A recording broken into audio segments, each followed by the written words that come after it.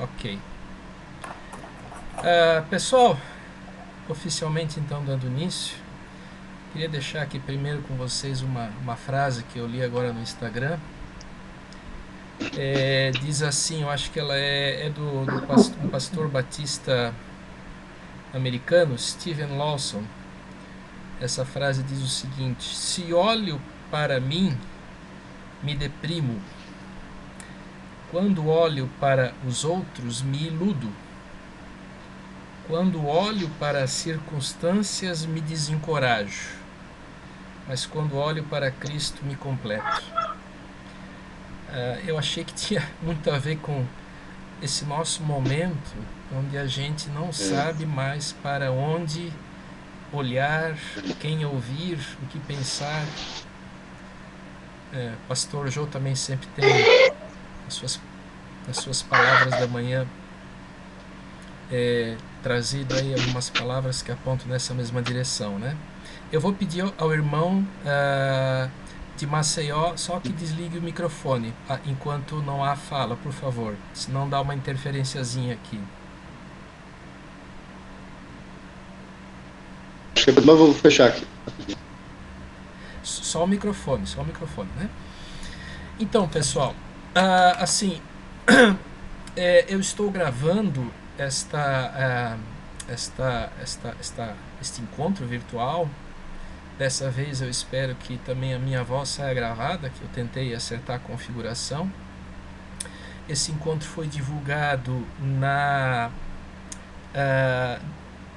no WhatsApp das lideranças do ABC2, né, que tem grupos em todo o Brasil. Por isso a gente pode ter a presença também de um colega, irmão lá do Nordeste. E eu vou fazer da seguinte forma. Eu queria. A gente está combinando, viu, colega? Trabalhar esse livro, que é o livro Fundamentos do Diálogo entre Ciência e Religião. No último encontro abordamos o primeiro capítulo, hoje vamos para o segundo capítulo. E eu convidei alguns colegas, então. Infelizmente o Daniel Facchini ele ainda está bastante atarefado com o mestrado, ele está tendo pouquíssimo tempo. Naquele dia em que eu conversei com ele, ele disse que tinha que entregar no final da semana o primeiro capítulo da dissertação e só tinha uma página ainda. Acho que muitos de nós já passaram por isso e sabem que é complicado mesmo, né? Então eu combinei com o pastor e com o Bonino de a gente fazer umas falas e também abrir para nossa conversa, para troca de opiniões, troca de experiências, tá? Eu vou começar porque eu peguei a primeira parte aqui, me responsabilizei pela abertura do capítulo, ok? Eu não vou me demorar para que a gente também possa a cada momento conversar um pouquinho sobre cada coisa. No primeiro capítulo, vocês lembram, o autor ele fala de três grandes momentos, né? Três grandes viradas científicas que foram a teoria heliocêntrica em contraposição ao geocentrismo, depois o deísmo a partir de Newton, né? Também é o universo mecanicista e tal. E por último, também o momento do evolucionismo com Darwin. Nesse segundo capítulo, o autor passa então a se perguntar, afinal de contas, religião e ciência são aliadas ou são inimigas? E eu gostaria de começar aqui esse meu repasse aqui. Vocês leram o texto, né? Talvez o colega irmão que está nos visitando lá de Maceió não sei se conhece o texto, mas enfim, rapidamente o autor ele fala uma coisa importante, né? Pensar que ciência e fé, fazer a pergunta se são inimigas ou se são aliadas, pressupõe algumas coisas que também para outras áreas são úteis. Primeiro, que há unidade na ciência. Segundo, que há unidade na religião. E ainda, dentro da religião, depois o pastor vai falar um pouco disso, pode-se pressupor que há unidade dentro da fé cristã. E obviamente, não há essa unidade.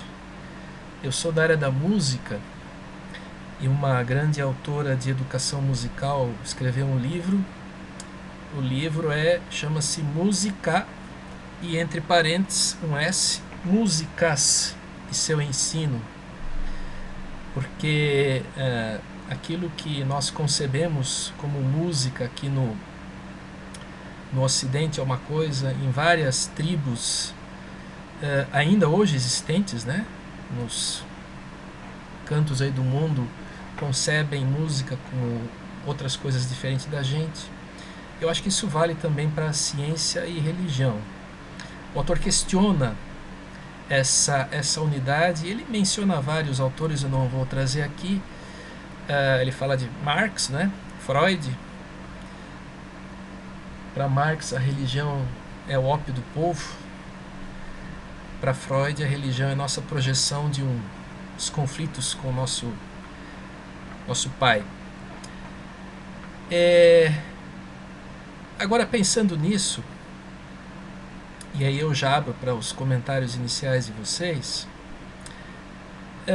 o que vocês acham, essa unidade da ciência, unidade da religião, e mesmo dentro da fé cristã, a unidade interna?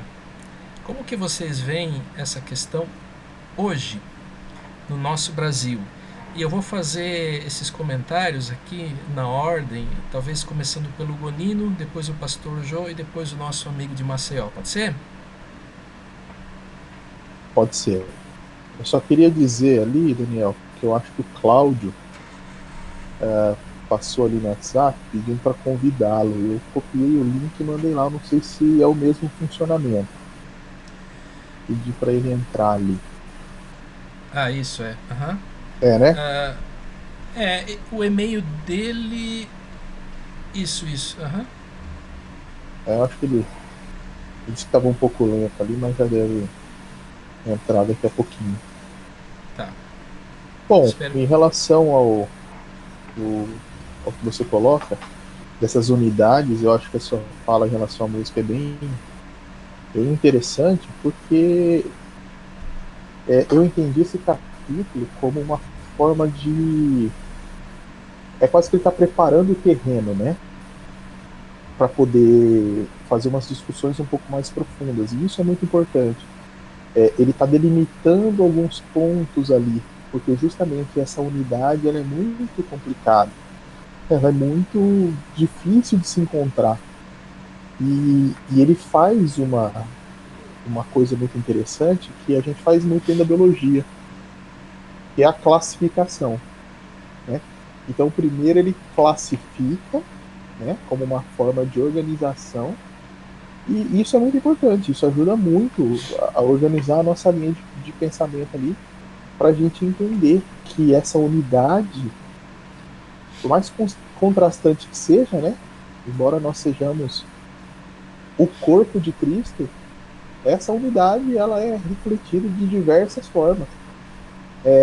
E muitas vezes ao longo do tempo essa unidade teve as suas divergências teológicas, filosóficas, e acaba se refletindo também nos dias de hoje, né? E esses problemas que a gente tem relacionado a essas interpretações dentro da igreja também. Meu ponto de vista específico dessa parte foi essa, assim, que mais me chamou a atenção, na verdade.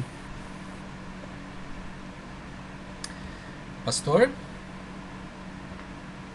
Olha, eu achei que o autor começou muito bem o texto dele. Como disse o Gonilo, ele está preparando o campo aqui, né, para iniciar a discussão do capítulo, e ele problematizou o conceito religião e o conceito ciência. É isso, está certíssimo, né? Porque a gente às vezes entra numa discussão sem pressupostos claros, e daí a coisa fica muito confusa, né? Porque eu posso estar falando de religião dentro de um conceito, usando um conceito de religião, e o cara com quem eu estou argumentando está argumentando a partir de outro conceito. E aí fica muito confusa a discussão, né, quando isso acontece. Eu já percebi isso em algumas discussões que eu tive. Né? E aí a gente tem que parar e perguntar, tá, mas o que você entende por isso? Então vamos afinar aqui os conceitos para a gente partir de um ponto comum. Eu achei muito legal assim ele dizer, olha, o conceito de religião não é tão fácil assim, né? Não é uma coisa tão simples, porque as tradições são muitas, as manifestações são muitas. Essa ideia aí de existir uma essência da religião, né, que se manifesta em todas as outras, uma essência que se ramifica em outras expressões religiosas, isso aí é questionável, tal. Então, o negócio é a gente considerar assim a característica de cada religião e pensar o tipo de relação que elas estabelecem com a ciência, né? Então, eu achei muito legal assim esse início, porque realmente preparou, deu clareza para a discussão que ele vai propor depois, né?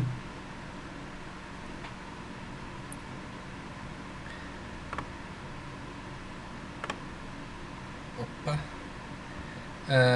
Nosso irmão de Maceió, nosso visitante, gostaria de comentar alguma coisa? Opa! Chegando aí o nosso irmão Cláudio Keski. Bom, Bem-vindo, Cláudio. obrigado. Tá nos ouvindo, Cláudio? Ok. O Keski, então, que chegou agora, que bom que ele conseguiu. A gente está começando, né, um pouco a abordar aquele texto. Então, temos uma visita especial aqui de um irmão de Maceió. Você gostaria de falar alguma coisa, nosso querido?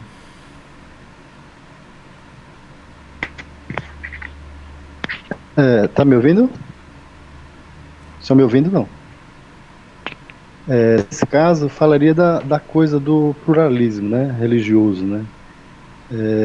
É interessante, eu acho que vocês assistiram aquela série do Morgan Freeman, né, que abordou muito essas questões, né, da religiosidade do mundo, né? Quer dizer, existem várias visões a respeito de Deus nesse sentido, né?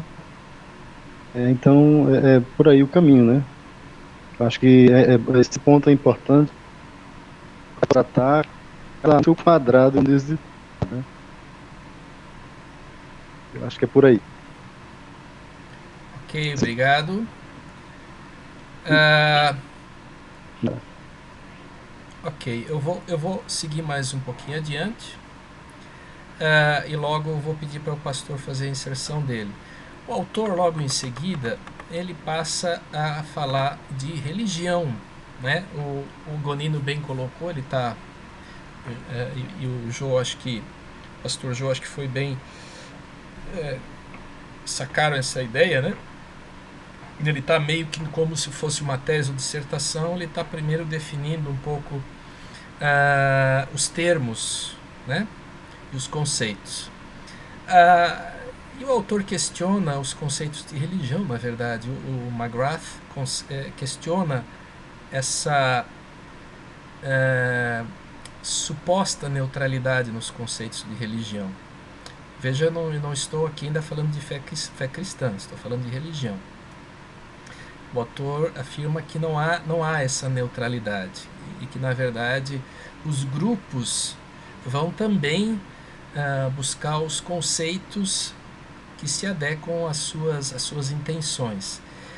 Eu lembro que o primeiro contato que eu tive com isso é um livretinho que depois eu acabei me desfazendo. A capa dele era Todas as religiões são iguais. Aquela ideia de que para chegar ao cume da montanha qualquer caminho serve, você vai chegar até Deus de qualquer forma. E na verdade esse autor está questionando essa ideia, né? Ele fala que o que ele chama de universalidade da religião, né? Que é uma ideia também originada no iluminismo. E aqui eu não lembro agora se o autor falou, mas os colegas aí com certeza sabem das críticas também que hoje nós fazemos, né, ao iluminismo. Houve certamente conquistas, mas também o iluminismo trouxe muitas ilusões, né? Existe um outro livro, eu tenho ele aqui, mas ele está aqui atrás. Essa é a minha biblioteca, tá? Não é como é que não é papelão, tá? É que eu botei tudo em caixas e são figurinhas, tá? De animais, né? De um álbum que eu tô fazendo com a minha filha. Então eu tô as repetidas eu tô colocando lá. Eu não quero mexer naquilo. Mas tem um livro muito interessante que mostra, inclusive, que muitas das supostas religiões, em sua consideração interna, elas não se reclamam como religiões.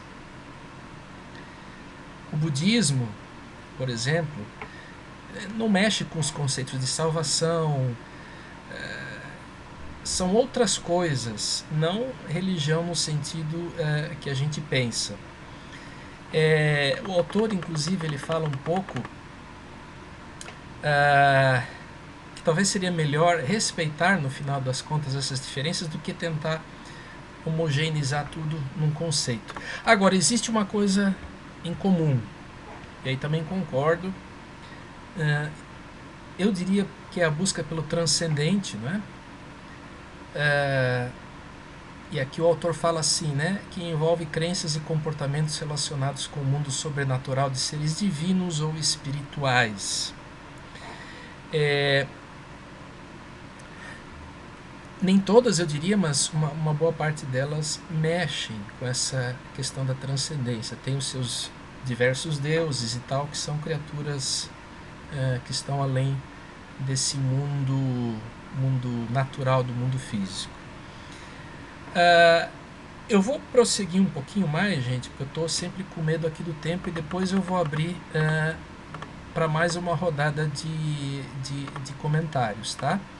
Eu vou indo direto, porque depois disso, depois de conceituar, depois de falar também da relatividade desses conceitos, o autor vai e aborda os modelos, né? É uma versão dessa abordagem.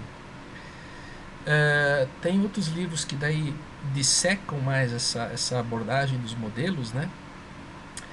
O autor fala que pode haver o confronto ou o diálogo. E no caso do confronto, ele cita algumas iniciativas de artigos.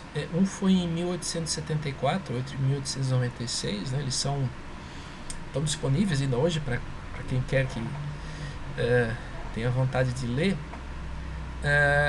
de dois teóricos. E nessas duas manifestações, por exemplo, o Draper, nesse artigo dele, eu não vou citar, tá aqui no texto, vocês leram, dizia que as ciências naturais libertariam da opressão do catolicismo romano. O artigo do White, vejam, tinha toda uma questão histórica, não é? Do momento, porque esse cara virou reitor de uma universidade e as escolas confessionais tradicionais estavam um pouco receosas, quer dizer, algo que de início não tinha necessariamente a ver com a questão da relação entre ciência e religião, mas tinha a ver da relação deles, relação política deles naquele momento. Mas tem um outro caso citado aqui, que é o tal do julgamento de Scopes. Pelo que eu entendi, era um professor que estava ensinando a teoria da evolução, ou enfim, ensinando Darwin, algumas coisas assim, isso já em 1925, né? No Tennessee, nos Estados Unidos, e ele teve que passar por um julgamento, teve que responder por isso. A gente sabe que os Estados Unidos é um palco de eterna disputa a respeito disso. Ele fala também da questão da emergência, nessa época já um pouquinho quase pós-iluminista, mas quem é que ia ter a preponderância sobre o conhecimento, né? E aí o clero começou a se encrespar com os cientistas que estavam se profissionalizando. Veja, quando a gente fala de ciência, a gente tem que pensar muito justamente a ciência enquanto oficializada, a ciência enquanto pertencente à universidade, a gente tem que associar com esse marco do capitalismo e do iluminismo, né? O autor fala aquela frase, né? Para o que sabe tudo. E isso a ciência estava começando a questionar. Só que existe essa ideia ainda de um conflito entre ciência e religião. O autor daí cita alguma coisa mais contemporânea no livro A Longa Guerra contra Deus, né? Existe uma frase ali, não sei se vou achar agora, mas enfim, que mostra que ainda hoje existe essa ideia do conflito. E, ora, ainda hoje aqui no Brasil e ainda hoje também no nosso momento de coronavírus e de misturado com política, sem agora aqui entrar em necessariamente um debate político, né? Mas é o que o autor coloca. Então, na minha ordem do vídeo aqui, eu vou abrir para o professor Kesk, para o Gonino, para o Jô e para o nosso amigo de Maceió. Por favor, Kesk. Tudo bom? Eu dessa vez tirei tempo para ler o artigo e fazer uns comentários e um resumo. Eu digo que eu achei assim, muito bom também a impessoalidade também do autor no tratar desses temas. Claro que, digamos, eu também estudei teologia, ele fazia essas divisões dos movimentos religiosos e as suas visões sobre a questão de ciência.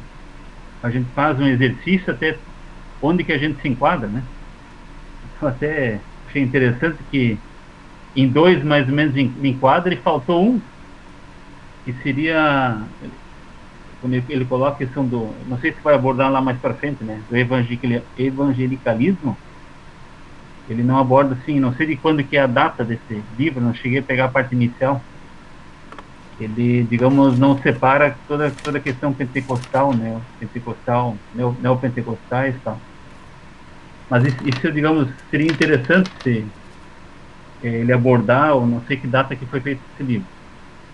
E realmente achei importante a gente ver essas diferenças, porque até os próprios movimentos políticos, eles estão, quer não, ligados a como as pessoas têm sua base, seu fundamento, né? Mesmo sendo cristãos. Né? Então, sempre vai sendo... eu vejo muito a questão do liberalismo, que eu estava muito envolvido quando eu era jovem, essa questão do teologia de libertação, liberalismo, fundamentalismo. Então, hoje a gente vê, digamos, a consequência de cada um desses movimentos, digamos, o que levou cada um deles, mas seria o momento da gente discutir isso. Mas, assim, eu achei muito interessante o grau de liberdade sem colocar, digamos, os padrões do que é o mais correto. E nesse momento eu achei interessante a gente primeiro entender cada movimento e tentar entender o momento, né? E, digamos, não sei se vai ser dado por nada mais para frente, eu vejo hoje, digamos, não somente uma luta, né, mas, digamos, uma opressão. Eu estava falando com um aluno que ele se dizia ateu, né, eu disse, olha, hoje nós temos uma política de absoluta opressão a qualquer pensamento que se oponha ao darwinismo, né, ou, digamos, à evolução. Até como um movimento, sei lá, uma certa política, aqui no Brasil, pelo menos eu vejo, e tanto que nem se dá nos livros mais a oportunidade de se colocar a questão do criacionismo como uma opção. Ele praticamente desapareceu, né? Nos livros didáticos da 7ª ou 8ª série, praticamente desapareceu. Então isso é uma coisa que era de se pensar, né? Como colocar de novo como discussão. Tá joia? Seria isso. Ok, antes de continuar, dou as boas-vindas aqui ao colega Marlon. Seja bem-vindo ao colega. Depois, quem sabe também você pode se apresentar. Gonino, por favor. Legal. Eu concordo com o Kesk. Eu acho que o autor, o Axel, ele é bem pessoal mesmo, e eu reforço aquilo que a gente conversou na reunião anterior. Ele é muito didático, né? Até nessa organização das informações, e deixa tudo organizado mesmo para a gente poder refletir sobre os assuntos. E começando com esse modelo do conflito, é algo que eu tenho muito interesse assim, de estudar, sabe? Nós que estamos em sala de aula, é muito interessante de fazer esse levantamento, de tentar conhecer, porque a única coisa que eu tenho são algumas impressões do nosso dia a dia, com colegas, com outros pesquisadores, e eu ouvi uma fala recentemente, agora eu não lembro, deve ter sido inclusive num BTcast da própria ABC2, que eles estavam falando sobre esses modelos, e falava que o conflito de longe, né, é o mais difundido, é o pessoal, principalmente fora da academia, né, principalmente fora da academia, mas que quando você entra para o universo acadêmico e começa a conversar com as pessoas, você consegue perceber que muita gente trata um pouquinho naquele próximo ponto que você vai abordar em breve, que é a questão da independência, o que já seria apontado como um passo adiante, né? E isso é bem interessante. Mas eu achei bem interessante. Eu acho que o conflito, ele é um modelo que a gente precisa pensar bastante a respeito dele, porque ele eu acho que é a leitura mais óbvia por conta desse levantamento histórico que o autor traz. Ele acaba sendo o modelo mais óbvio para as pessoas que acabam vendo a situação de maneira superficial, né, sem conhecer esse arcabouço todo que ele traz, e é um levantamento histórico bastante intenso, né, e relevante. Então eu vejo dessa forma.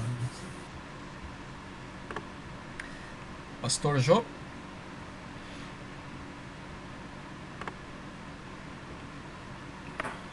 Essa ideia do conflito, ela está muito presente ainda, né? Muito forte. Como disseram aí os anteriores, né? A gente não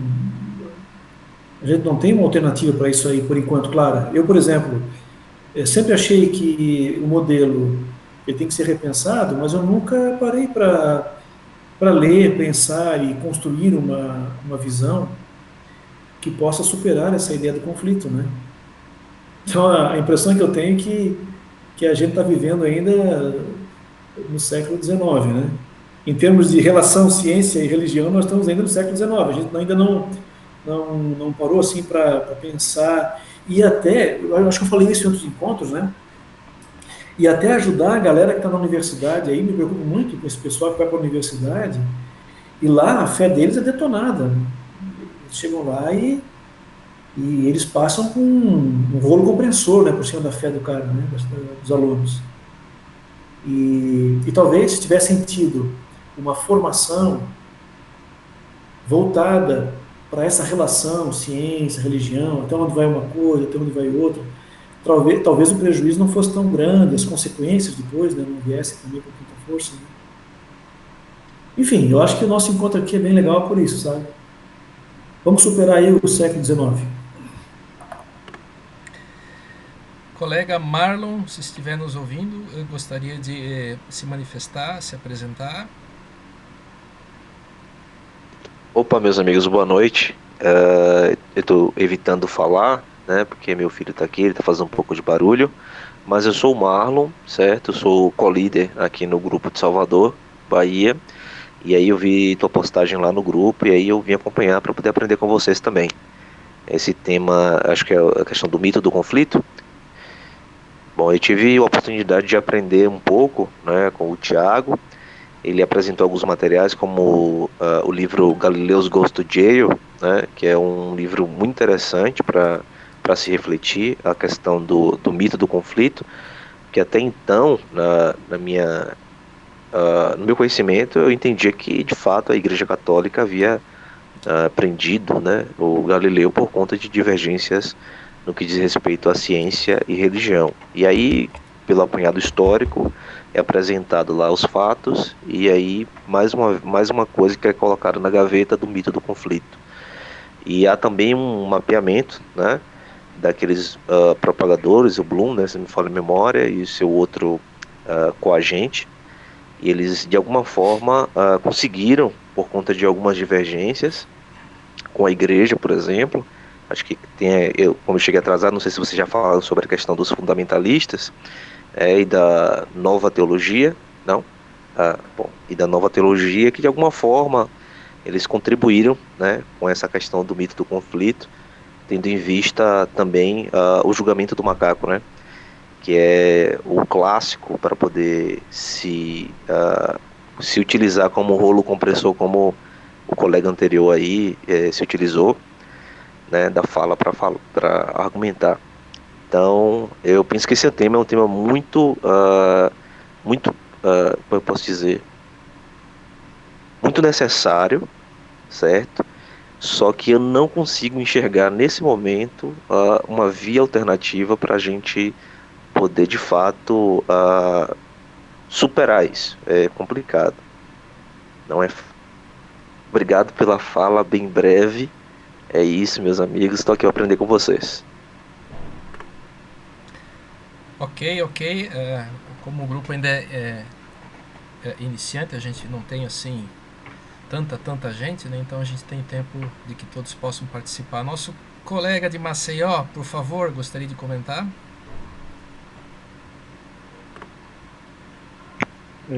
Eu acho que tem um problema, né, com relação a uma disciplina que é obrigatória para todas as demais, né, na universidade, que é a metodologia científica, e que inclui todas essas, tanto o empirismo, né, conhecimento científico, a filosofia e a religião. Aí dá para entender por que razão não se aceita, né, esse discurso, às vezes, nesse sentido religioso, né? Há uma contradição, às vezes, da universidade nesse sentido, né? Porque seria fácil, se é parte da via de conhecimento, ela inclui a religião, não deveria ser ignorada por hipótese nenhuma, né? É verdade. Tem um livro de Servo Bervian, não sei se alguém lembra, de metodologia científica. Peço aqui ao colega de Maceió que deu uma desligada ali desativada no microfone. Ok. Esse livro mostrava em círculos, né, as formas de conhecimento, incluindo a filosofia, as artes, a ciência e a teologia. É bem lembrado pelo irmão. Se o conhecimento advindo da teologia ou da religião, ele é um conhecimento também, talvez pudesse não ser negado. Eu vou adiante então, meus colegas, rapidamente para o modelo,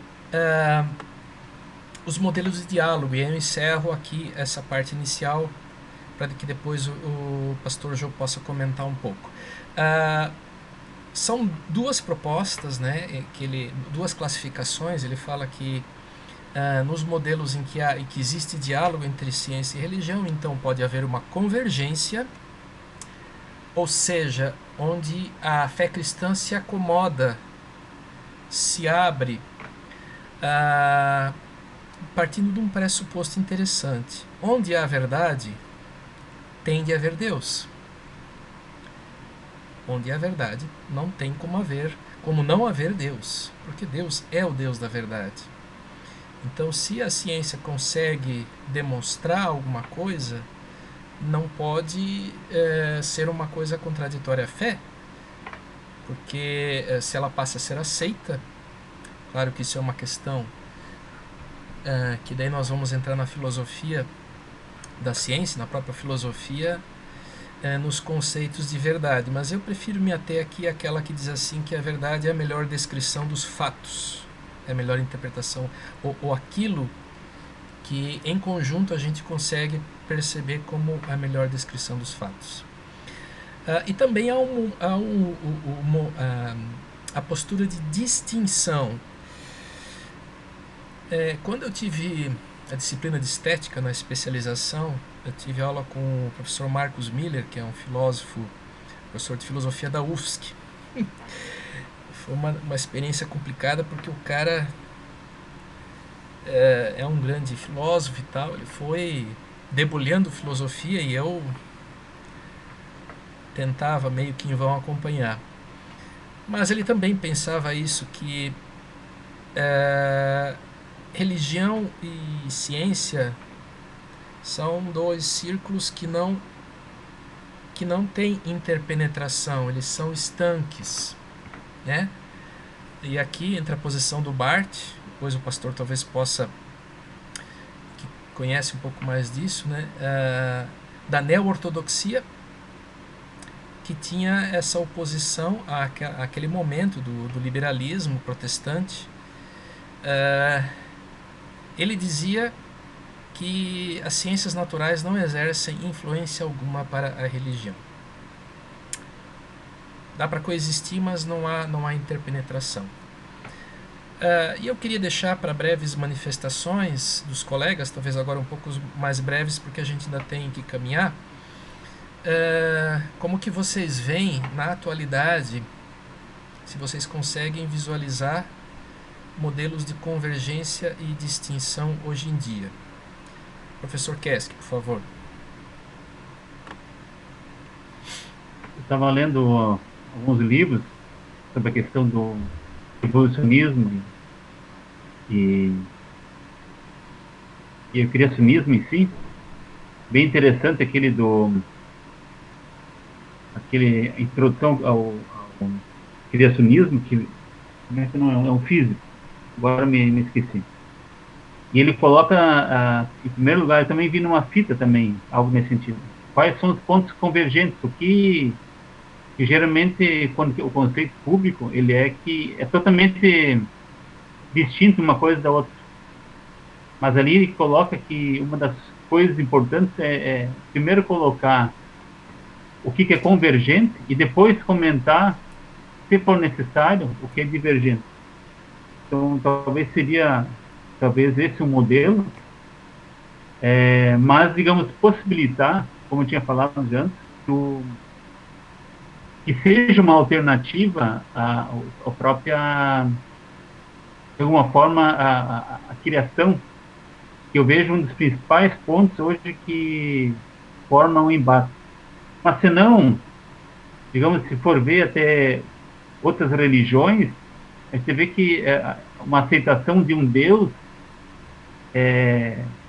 criador, ou, digamos, formador, principalmente nesses movimentos panteístas, ou, de certa forma, ligados ao budismo, já é admitido. É interessante. Digamos, seria interessante a gente promover algum diálogo, alguma forma, inicialmente pelo que é o convergente, não iniciar pelo conflito, e depois, até estava pensando assim, como eu poderia fazer ir numa feira de ciência, colocar esses dois assuntos.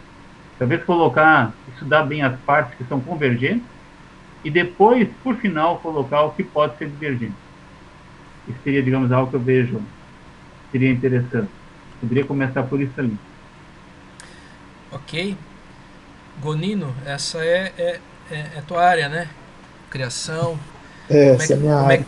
Como é que tu percebe isso? Eu vou tentar ser bem breve aqui, na verdade, para deixar a minha fala um pouco mais pro final, naquela parte que eu for falar das ciências naturais que você pediu para eu falar.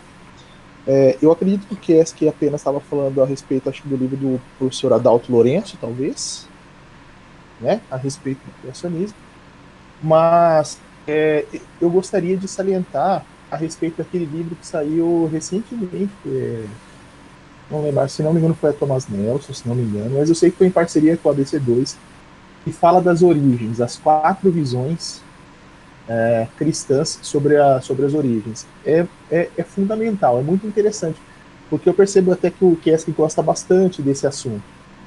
É muito interessante. Eu sugiro, assim, eu recomendo fortemente para mostrar justamente que mesmo dentro, e aí eu volto ao comentário do autor do texto, de que mesmo dentro da nossa unidade, dentro do nosso cristianismo, não há essa unidade. Então fica sempre mais complicado a gente pensar em modelos.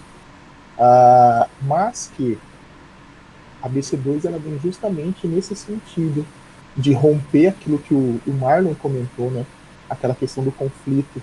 E nós temos um papel fundamental, eu acredito, nisso, de poder trazer o diálogo, né, com bastante serenidade, porque isso é muito complicado. Esse é um grande desafio. Né? Mas aí eu falo depois um pouquinho mais para frente para não tomar o tempo agora. Pastor Jô, breves considerações.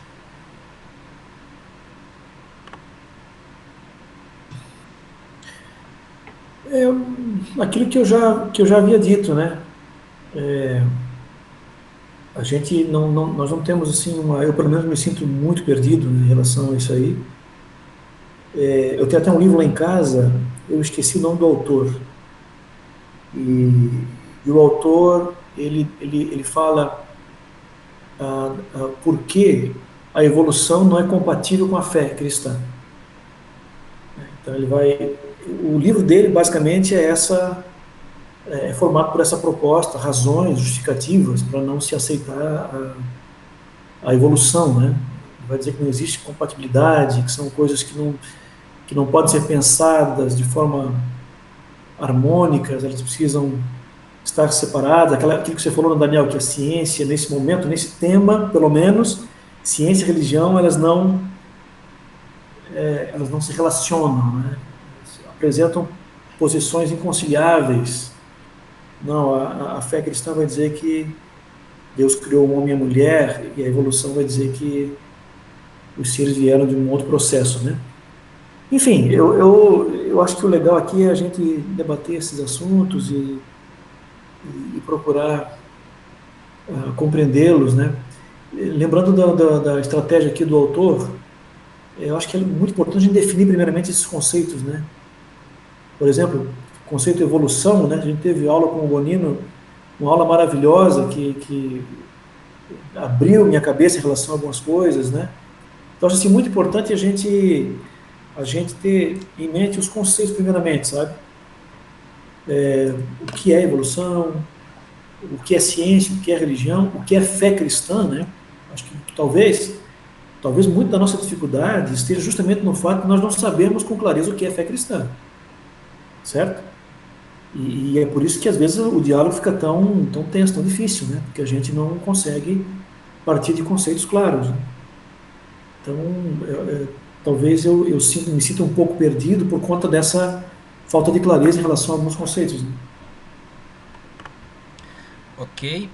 Depois, ao final, eu vou colocar então aqui algumas referências que estão surgindo aqui, tá? Eu peço apenas que o Gonino coloque aquela referência que foi citada pelo Cláudio, que o pastor, então, se pudesse comprometer a também colocar esse título, a referência dele, desse autor, né? Porque, veja, a gente não está aqui fazendo acepção de literaturas, né? Acho que todas elas são interessantes a gente ler. Eu queria só dizer que esse Galileu Goes to Jail, né? Galileu vai para a prisão, para a cadeia. Ele está saindo numa tradução.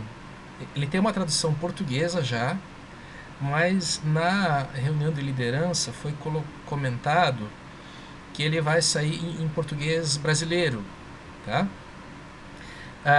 São vários e vários mitos, e o professor Covolan, inclusive, que é o presidente da ABC, comentou que talvez essa publicação quer também se tornar acessível à massa do povo, porque coloca muito bem essa questão de que isso é mito, isso não é, isso é com documentação. Eu acho que é uma publicação que a gente tem que ficar realmente de olho, tá? E eu me comprometo aqui de colocar então As Origens que o Gonino mencionou, eu sei qual é o livro, eu vou colocando aqui para a gente poder olhar com calma. Marlon, gostaria de complementar alguma coisa? Talvez, né, tentar acrescentar aí a fala do pastor Josué, né? Ele fala sobre a dificuldade, né, de se dialogar, sendo que já há uma dificuldade de se definir o que é, por exemplo, o cristianismo, né, fé cristã. E aí eu penso que tem, além desse livro aí do Ken Han, né, que é Origens, eu acho que tem um livro muito bom, acho que é do Blemry, se não falha a memória agora. Ele vai falar sobre o escândalo da mente evangélica.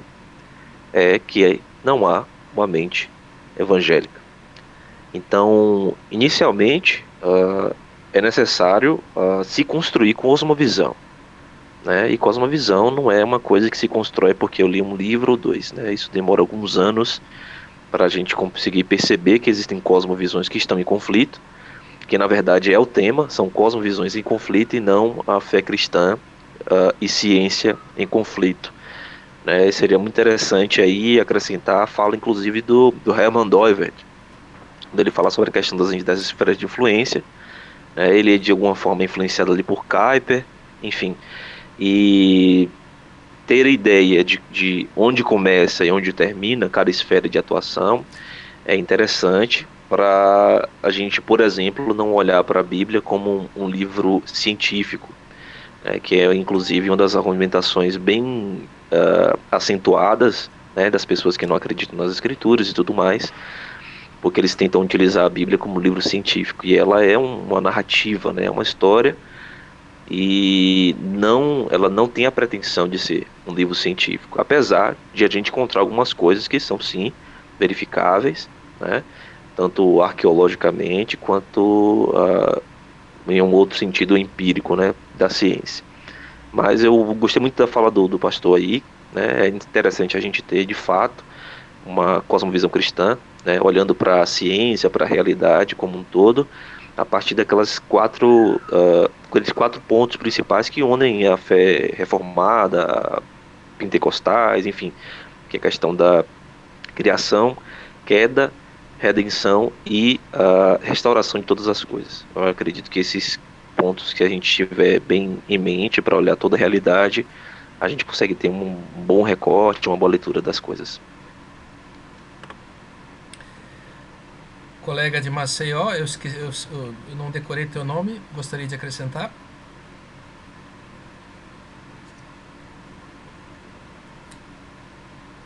Cid Paulo. Um pouco gripado. Eu queria só acrescentar o seguinte. Às vezes o grande problema está justamente no seguinte, né? A gente faz uma leitura de autores não no seu tempo, né? Então a gente tem uma visão às vezes equivocada dos autores, né? Das suas obras, né? Eu me refiro em relação a Darwin, né? E a sua obra. É interessante salientar que ele era um cristão, entendeu? E foi influenciado por autores também, assim como nós estamos sendo influenciados por autores. Então, eu acho que eu queria recomendar uma série fantástica, tá no YouTube, é da NT Origens, que é da Igreja Adventista, né? NT Origens. E ela aborda essa questão fantástica sobre Charles Darwin, né, o seu tempo lá. É fantástico, recomendo vocês assistirem essa série. Também sobre o homem, antropologia. Atualmente eles estão abordando matemática, mas essa série que eu recomendo vocês assistirem, sobre Charles Darwin. Só isso mesmo. Ok, então nós vamos passar para o nosso próximo bloco. Eu gostaria de abrir aqui a palavra para o pastor Josué, porque ele vai tratar essa parte do livro que fala dessas vertentes teológicas dentro da fé cristã, né? Pastor, com a palavra.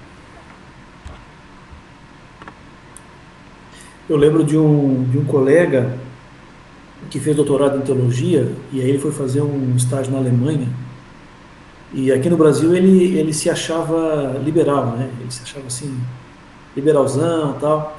Aí ele chegou na Alemanha, ele se achou conservador, né? Ele veio para o Brasil e me disse, Josué, eu na verdade sou conservador, eu achei que eu era liberal, mas na Alemanha, nas universidades de teologia da Alemanha, lá existe liberalismo teológico. E quando o livro fala aqui que o liberalismo tem essa relação, né, começa na Alemanha, eu lembrei do meu amigo, né, que encontrou esse ambiente, né, do liberalismo protestante, certo? Então, o autor do livro ali, ele vai tratar das vertentes que deram alguma contribuição para a relação ciência e religião. É isso que ele vai fazer. Por isso que eu também pensei assim, por que esse cara não trata de neopentecostalismo, ou de pentecostalismo, né, essas outras vertentes? Na verdade, ele está pensando ali em pensar, ele está pensando em apresentar, melhor dizendo, correntes que de alguma forma influenciaram essa relação, né? Positivamente ou negativamente. E é por isso que ele vai partir daí da teologia moderna, né? Do século XIX, XX. E aí vem então aquilo que o Daniel colocou ali, né? Nós temos a neo-ortodoxia, que vai impossibilitar essa relação, nós temos o liberalismo protestante, que vai possibilitar, nós temos o modernismo, e aqui tive contato com essa corrente, eu não tinha tido contato com esse modernismo, né, que na verdade é um liberalismo que vem da Igreja Romana. E achei até estranho ele não ter colocado aqui o Teilhard de Chardin, que é um teólogo católico, paleontologista, cientista também, que tenta fazer essa relação entre ciência e teologia. O Fenômeno Humano é o principal livro dele. Ele tenta fazer a relação de ciência e religião e teologia, mas ele acaba sendo odiado por cientistas e odiado por teólogos. Então, o negócio fica feio para o lado dele, né? Porque ele pensa a matéria como sendo influenciada pela evolução que vem do divino. Então, ele acredita que existe um processo evolutivo que tem a ver com Deus. E aí ele trabalha essa ideia do telos na matéria, né? Do fim para o qual ela está se encaminhando. Mas ele começa então aqui falando do protestantismo liberal, então ele tem um início na Alemanha, né? Acho que eu posso falar de uma corrente e daí a gente fazer os comentários, pode ser, Daniel? Eu tenho um pouco de receio de que a gente vá muito, muito longe, pastor. Então, eu faço uma apanhada e daí a gente comenta, pode ser? Isso. Legal. Então, bom, o protestantismo liberal, então, ele tem duas figuras aqui bem influentes, né? Eu conheço mais uma delas aqui, que é o Paul Tillich. O Paul Tillich, ele trabalha com a ideia da correlação, certo? A ideia de que as artes, o pensamento, a cultura, fazem questões, propõem questões, sugerem questões que a teologia tem que responder. Então, o Paul Tillich, ele trabalha um pouco essa ideia da teologia da cultura, né? Veja, existe uma tentativa aqui do protestantismo liberal de ficar no meio termo, né? Acho que isso é importante no livro ali, a gente lembrar disso, porque eles estão enfrentando o racionalismo, estão enfrentando o cientificismo, né? E existe uma tendência à rejeição do pensamento cristão e da teologia e da religiosidade, né? E existem também as correntes conservadoras, correntes tradicionais, o fundamentalismo, né? Então, eles estão tentando aí ficar no meio termo, valorizar o cristianismo, o pensamento cristão, sem precisar negá-lo. E é isso, acho que o Paul Tillich tenta fazer. Nós temos o Albright Ritschl também, que vai falar do conceito de reino de Deus, por exemplo, né? Para ele, o conceito de reino de Deus sugere princípios estáticos, né? Princípios eternos, que estão impulsionando a humanidade à evolução, certo? Então, o que a gente vê no liberalismo protestante, no fundo, é aquilo que está relacionado também com o positivismo, né? Aquela visão otimista do ser humano. A humanidade está evoluindo, a humanidade pode evoluir, certo? Nós podemos pensar cultura e teologia juntamente, porque a cultura vem do homem, o homem é bom, e a teologia vai ajudar o homem a depurar a sua cultura. Então nós temos um pouco disso, né? Bastante disso essa corrente liberal, que foi extremamente flexível em relação aos dogmas cristãos, né? Então, para tentar chegar no meio termo, para tentar ficar ali entre a negação da religião e entre o fundamentalismo, eles acabaram negociando muitos dogmas, né? Então, por exemplo, a divindade de Jesus Cristo é altamente questionável, né? A divindade de Cristo é questionável. Na verdade, quando o Novo Testamento fala de divindade de Cristo, a gente encontra isso em muitos liberais, né? Quando o Novo Testamento fala de divindade de Cristo, está falando de valores, de princípios que são altamente valiosos. Então, essa é uma forma de enfatizar o princípio, o exemplo que Jesus foi, é chamando ele de divino, né? Então, dogmas como a divindade, como a morte sacrificial, né? Também são ideias que vão sendo flexibilizadas e vão procurando correspondências com a experiência humana, para que faça sentido, né? Para que faça sentido no pensamento, na lógica filosófica do pensamento humano, né? Então, essa é uma corrente bastante crítica a princípios religiosos. Eles têm essa tentativa de ficar ali no meio termo, mas eles sofrem, então, aí com a flexibilização exagerada, né? Mas, do ponto de vista do diálogo da religião com a ciência, eles têm essa abertura. Então, o autor ali vai dizer que eles favoreceram esse diálogo, né? Vai favorecer.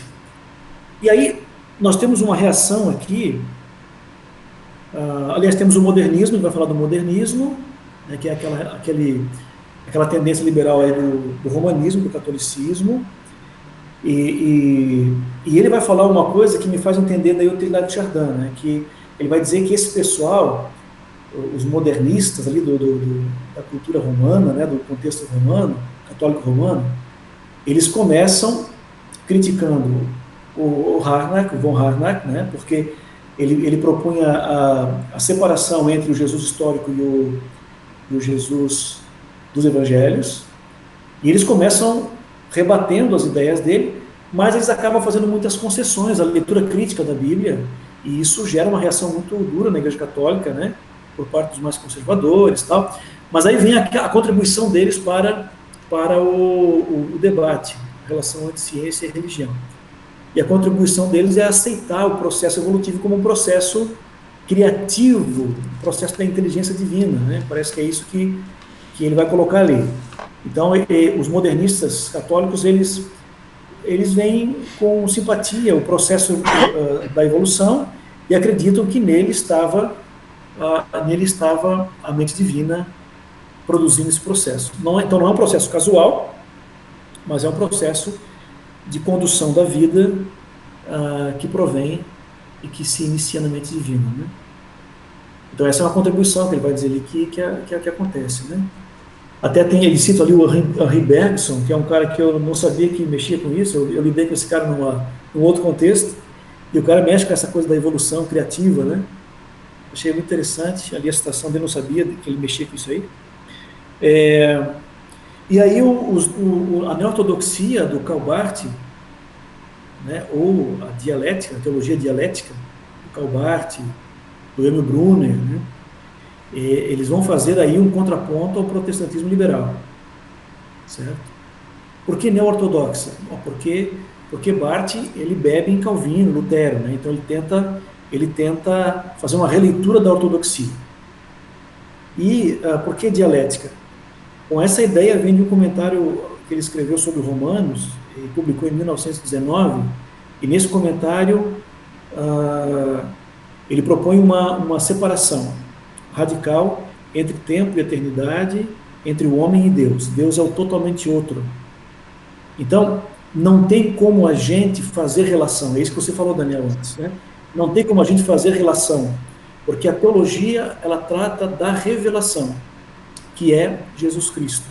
E a ciência trata de outra coisa. Então não tem como você usar métodos científicos, por exemplo, para você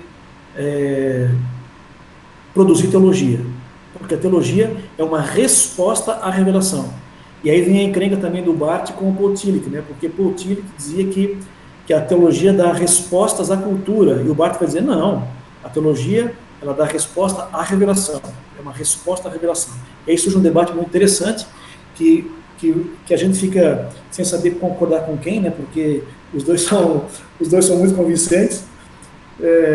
Mas enfim, né? Então vem esse trabalho do Barthes, que é muito interessante, tá? É um trabalho muito interessante, porque vai resgatar essa coisa da revelação. Então o liberalismo dilui muito isso, flexibiliza demais, e o Karl Barth vem e vai dizer, não, existe um núcleo, né? Existe uma revelação divina, e a teologia é uma resposta a ela. Mas aí vem, claro, que uma certa rigidez de Barth, que não vai permitir, por exemplo, a ideia da teologia natural, né? Porque a revelação de Deus é Jesus Cristo, e a natureza não vai falar de Deus, porque Deus é o totalmente outro, certo? E então ele vai ser um exemplo aí de resistência a esse diálogo entre teologia e religião. E aí termino com os evangelicalistas, né? Acho que é esse o termo, não lembro se é esse o termo lá. Acho que é esse, né? E essa galera aí, então eles têm uma tendência transdenominacional, até anotei algumas coisas aqui, porque eu realmente nunca fui estudioso desse movimento, mas eles têm uma tendência transdenominacional, eles não têm uma rigidez eclesiológica, então é um pessoal que não está muito preocupado com questões eclesiológicas, formas de ser igreja, eles dialogam, o cara chega a dizer aqui, o autor chega a dizer que é um movimento ecumênico, né? E eles enfatizam a autoridade suficiente da Escritura, a exclusividade da redenção por meio da morte de Cristo, a necessidade de conversão pessoal e a necessidade, propriedade e urgência do evangelismo, certo? Então eles têm aí essa preocupação. E em relação à ciência, os grupos me parece que são diversificados dentro desse movimento, né? Parece que alguns aceitam uma leitura crítica da Bíblia, aceitam aí pensar evolução e religião, mas outros são mais rígidos, né, em relação a isso aí. Então, o que ele faz aqui, me parece, Daniel e demais colegas, amigos, é mostrar para a gente de onde vem, talvez, a nossa dificuldade hoje. Eu acho que, ou então, de onde vem as nossas lutas hoje, né? Vem desse leque de possibilidades aí que foi aberto no século XIX e início do século XX, e que até agora nós estamos lutando com ele, né? O protestantismo liberal, a neo-ortodoxia, o modernismo católico e o evangelicalismo, né? Então, aí, me parece que essa é a ideia, né? Olha, é daqui que vem o negócio, né? É daí que vem a nossa dificuldade e a nossa luta para lidar com as questões. Ok, obrigado, pastor, pelo resgate do texto. Professor Kesk, perdi o contato visual aqui. Eu vou, então, passar aqui para uma roda de comentários. Gonino é o primeiro que eu estou vendo aqui agora, por favor. Eu achei essa parte muito interessante, muito boa, um resgate histórico muito importante. Muito boa a história, pastor, do colega liberal quando chegou lá. É muito bom, né? Então, e é muito isso que o pastor comentou, de que são tantas informações e alguns se aparentam bem tão certos, né? Tão convincentes naquilo, e realmente aquele exercício que o Kesk comentou da gente tentar se encaixar, e como a gente não viveu essas transformações, a gente já pegou tudo isso agora meio que categorizado, né? Aquilo que eu comentei no começo da nossa reunião, daquela classificação, agora traz algum tipo de problema na hora que a gente tenta se classificar. Mas é bom porque faz a gente pensar nessas situações, e eu sou muito novo nesse tipo de discussão. Então eu acho que a reunião esses comentários do pastor foram muito, muito interessantes e muito bons para mim, para poder, juntamente com o texto, obviamente, poder discutir sobre isso. Mas agora eu quero só acompanhar as discussões e aprender com vocês. Muito obrigado. Ok. Eu tinha perdido o contato visual aqui, Kesk, mas já voltou. Sobre essa parte, Kesk, por favor, gostaria de comentar alguma coisa? Sim, faltou energia aqui para mim. Eu tinha até colocado, acho importante realmente a gente saber as origens de cada de nós. Às vezes a gente até tenta se colocar como chegamos a esse pensamento a partir, vamos dizer, da conversão e onde que a gente está. Acho que é importante. E claro que também aquilo que foi falado na questão de as partes básicas do cristianismo, também algumas coisas não pode realmente abrir mão, né? A questão da redenção, morte sacrificial de Cristo, toda a parte histórica, desde se for ver o Velho Testamento até o Novo, a questão do pecado, que precisa ser confessado, pagamento da nossa dívida. Então, algumas coisas são básicas, e a eternidade, né? E acho que como cristãos, é muito importante a gente ter realmente essa noção, para também não sair, né? Essa parte básica, porque quando a gente trabalha com esses pensamentos mais diferentes, a gente pode, numa dessas, até se perder o fio da meada. Né? Eu acho que o Karl Barth, para mim, até quando estudei teologia, foi essencial, principalmente para botar um norte, né? Todos os movimentos cristãos, eles estavam, digamos, convergindo para a parte liberal, e a gente sabe de consequências hoje na própria Alemanha, né? Um país basicamente protestante e católico, hoje mais de 35% ateu e agnóstico. Então, digamos, a gente vê as consequências também do que quando eu deixo muito aberto, sem realmente ter a possibilidade da volta. Então, só colocar dúvida, sem colocar o ponto convergente de novo, é complicado. Mas é importante essa possibilidade de diálogo que o liberalismo trouxe. Então, isso são coisas interessantes para a gente repensar, para tentar colocar dentro do que nós acreditamos hoje em dia. Seria isso. Colega Marlon, gostaria de comentar? Não, só agradecer mesmo, fantástico aí. Uma coisa que eu tô começando a estudar agora é o Barth, né? E fantástico. Só agradecer mesmo, pastor. Muito obrigado por essa fala aí. Colega Cid Paulo, por favor. É fundamental, né? A gente ler esses autores, né? Teologia contemporânea, né? Eu até queria recomendar, vou mostrar aqui para vocês. Eu achei esse livro muito interessante, a abordagem deles. Está na livraria Família Cristã. Não sei se vai dar para ver distante demais, aproximo. Sobre esse tema aí, né? Dá para ver? Bom. E o outro, fantástico, que é esse aqui do Josh McDowell, né? A Evidência que Exige um Veredito, volume 1. Ele vai abordar sobre a hipótese documentária e a crítica de forma, né? Hipótese documentária de Julius Nelson e esses alemães, melhor dizendo, que iniciaram, né, esse trabalho lá na Alemanha, né? E o Bultmann, né? Então ele vai escrever esse livro. Eu recomendo demais esse livro sobre essa temática dos liberalismos teológicos, né? Muito bom. Só isso mesmo. Bom, gente, eu vou começar agora pensando na finalização aqui. Me parece que das falas todas, não sei o que vocês pensam,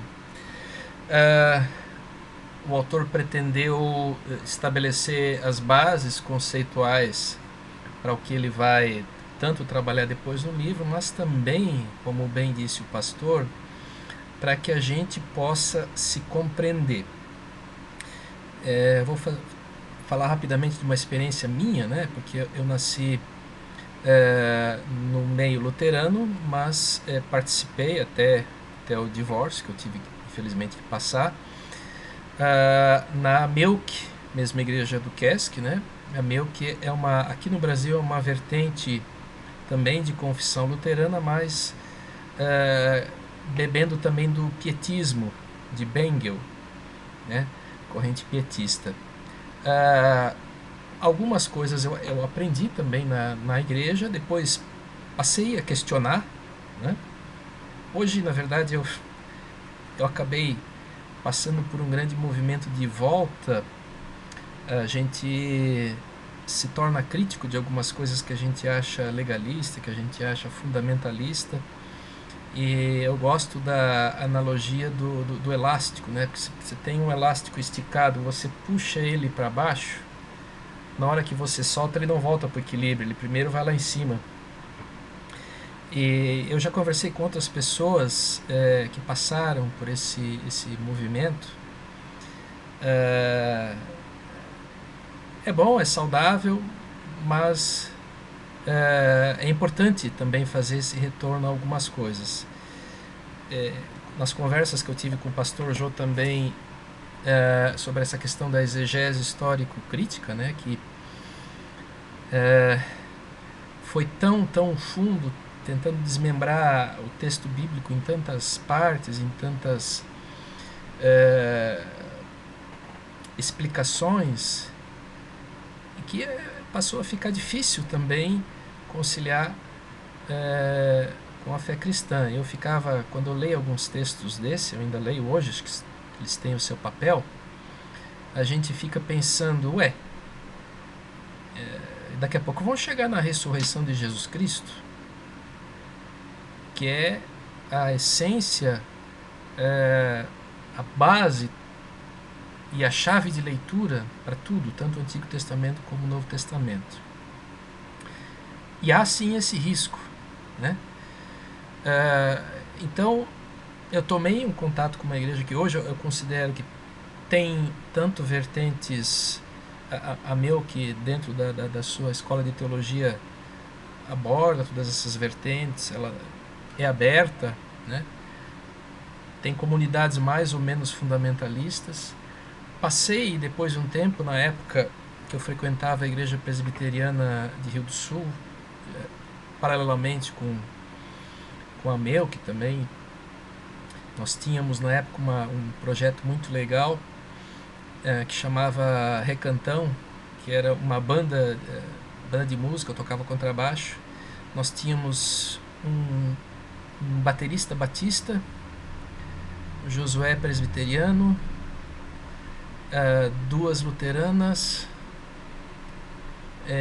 eu e o Ivan Krieger de Melcanos, não sei, tinha também mais alguns presbiterianos, tinha o Adriano, enfim. E a gente vê, tendo contato com essas diversas pessoas, também foi muito enriquecedor. E participei depois também, naquela época, o Josué vai lembrar, do CEBI, CEBI, Centro de Estudos Bíblicos, que é um movimento dentro da Igreja Católica, com muita influência da exegese histórico-crítica.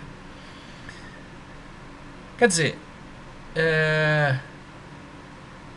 eu acho salutar isso que o Kesk fala, de que é importante botar a dúvida, mas é importante também botar o retorno, né?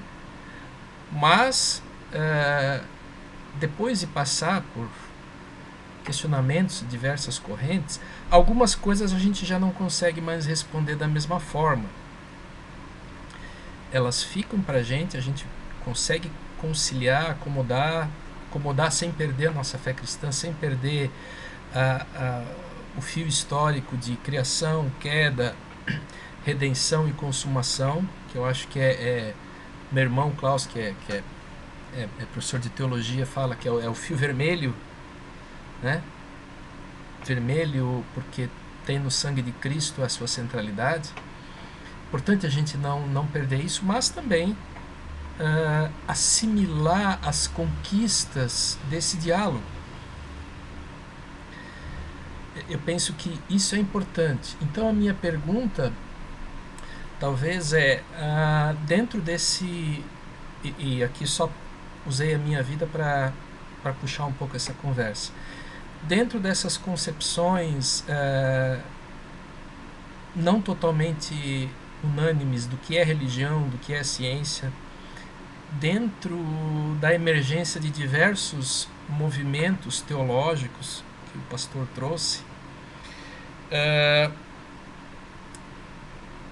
que conquistas no setor da ciência das ciências naturais a gente pode ter.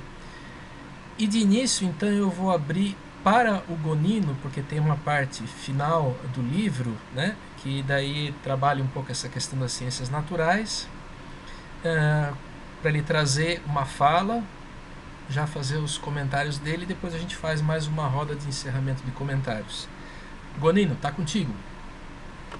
Muito bom, Daniel, muito bom. Eu acho que eu vou tentar sintetizar toda essa parte final em alguns comentários, e eu acho muito importante quando você coloca essas questões de idas e vindas. Eu acho que elas são inclusive comuns, se não a todos nós, ou pelo menos a maioria, né? E essas conquistas das ciências naturais, hoje elas estão meio colocadas em xeque, né? Porque olha só a que ponto chegamos, tá? E o final do texto ele é muito importante, porque o autor traz a questão da figura da igreja, a figura da fé cristã, e aquilo que o pastor comentou, de que muitas vezes a gente acaba não entendendo o que é. Por quê? Porque realmente é complexo, né? E nós não temos respostas fáceis para situações complexas. E o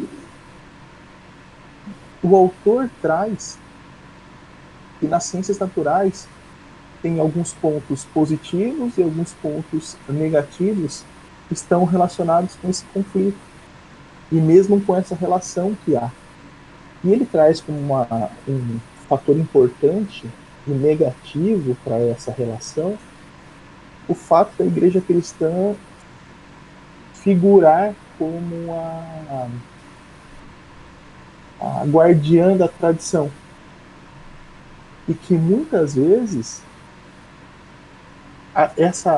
e ele coloca que a causa não é necessariamente a teologia, que volta aquele comentário do pastor, que há essa confusão, de que muitas vezes há essa confusão do que é fé cristã, do que é ser cristão, do que é igreja, e muitas vezes a figura da igreja tomou o local, a igreja agora, historicamente falando, tomou o local da cultura.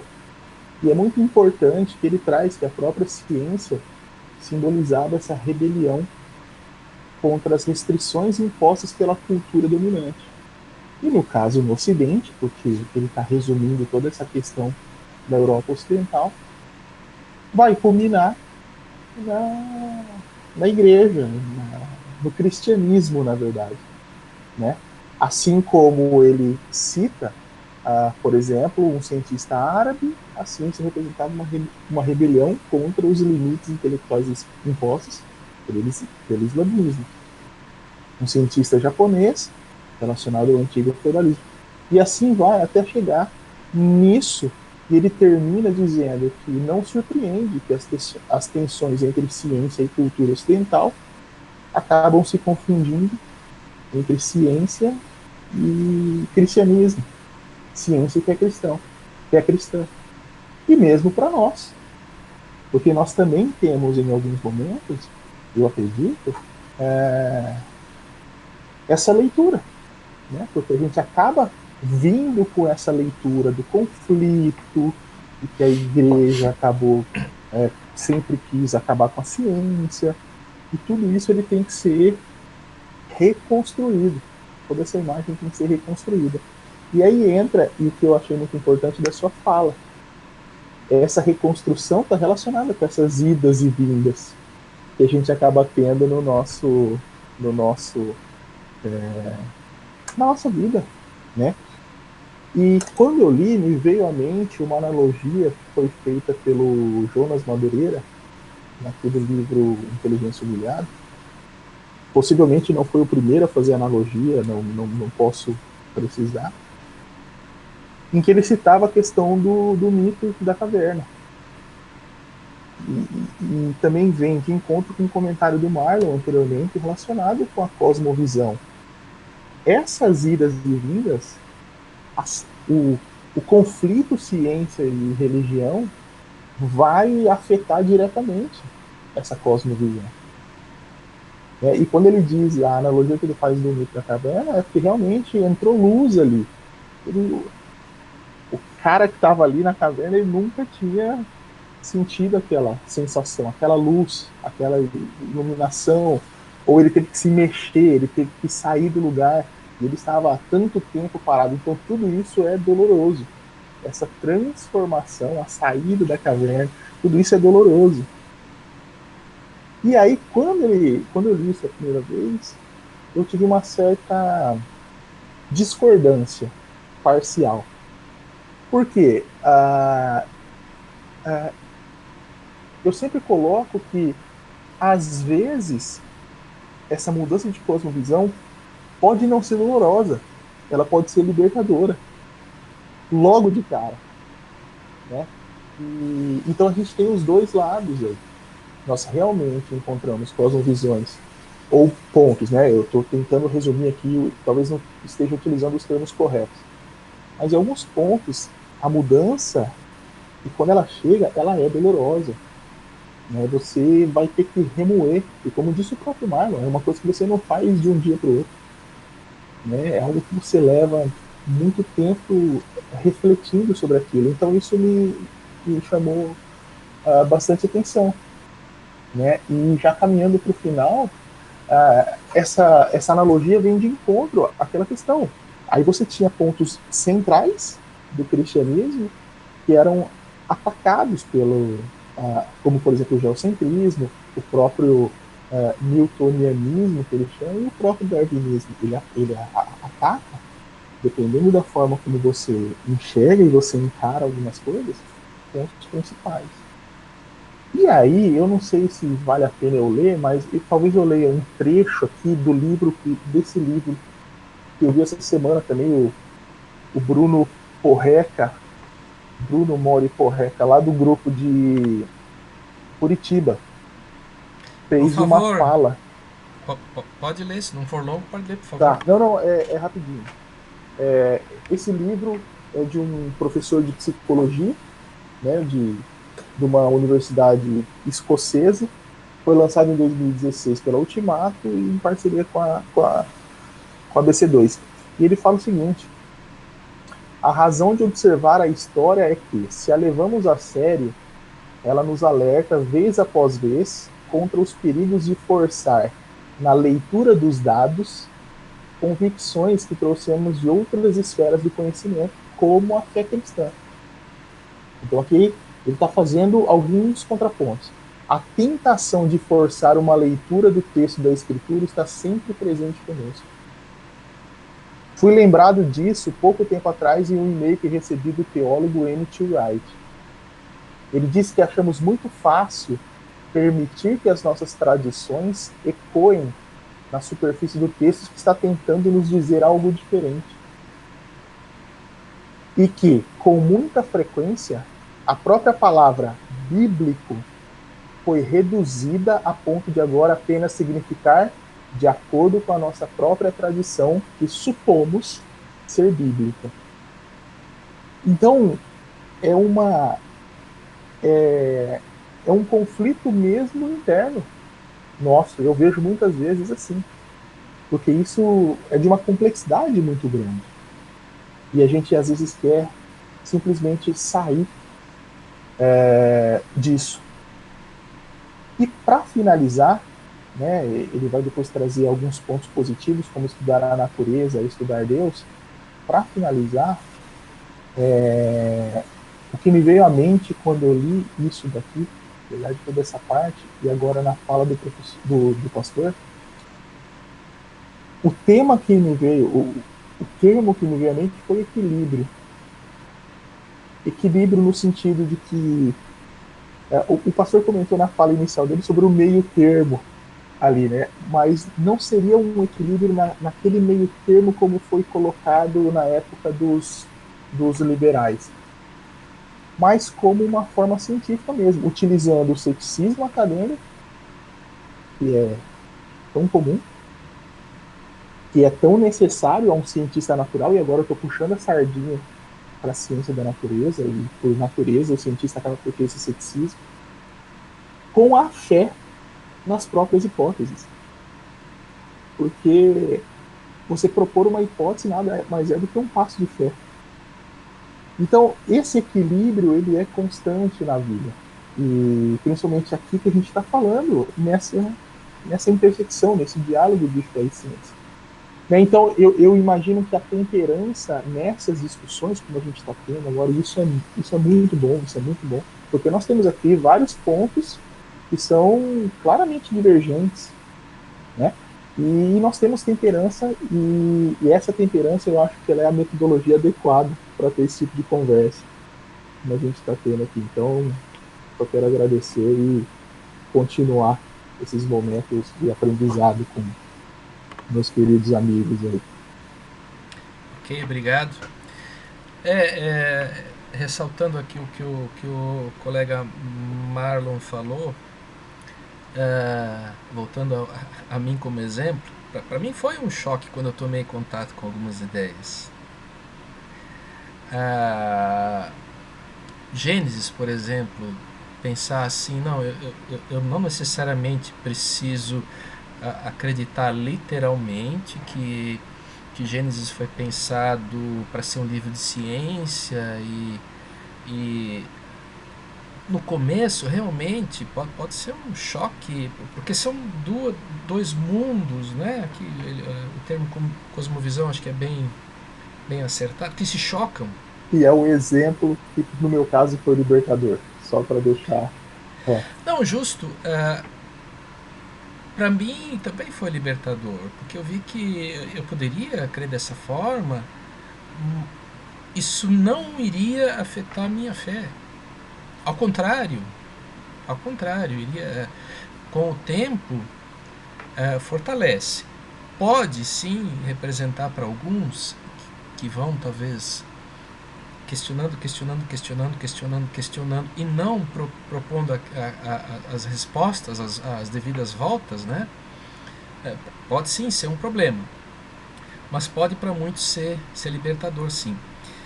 Para mim foi um choque inicial, mas me convenceu e eu consegui, acho que com o tempo, graças a Deus, né, voltar, ver que na minha vida eu precisava permanecer. Então, eu preciso continuar tendo uma vida de oração, por exemplo. Crer em outras coisas, que o Gênesis foi feito dessa ou daquela forma, não me exime de buscar a Deus, de me entregar diariamente a Ele, né? Então, essas coisas têm que ser separadas aí. Mas, enfim, eu só estou vendo o ombro do Kesk aqui congelado. Eu vou então passar aqui ao pastor e depois retorno então. Pastor, suas considerações sobre essa parte que o Gonino falou? O Gonino tocou na questão aí, né? A leitura que ele fez ali do livro que está lendo toca na questão também, que para mim é a hermenêutica bíblica, né? Acho que essa hoje é a grande questão, a gente pensar o diálogo religião e teologia, certo? Quando eu vejo o autor ali citado, ele tem toda a razão. Quando vamos ler um texto bíblico, nós estamos lendo a partir de, pelo menos, né, uns 1000 anos de tradição, entendeu? Nós estamos lendo com as lentes de Agostinho, nós estamos lendo com a lente da Tomás de Aquino, a gente está lendo com as lentes, todos esses caras que foram citados aqui, Calbart. Então, você, na verdade, está lendo a tradição, e não está lendo o texto, né? E o desafio, assim, na leitura bíblica, é a gente procurar, né, encontrar o texto. Claro que isso jamais será um processo ah, impessoal, um processo sem ser afetado pela pessoalidade, pela minha informação. Claro que nunca vai haver isso, né? Mas assim, você tentar entender a cultura para a qual o texto bíblico foi escrito, né?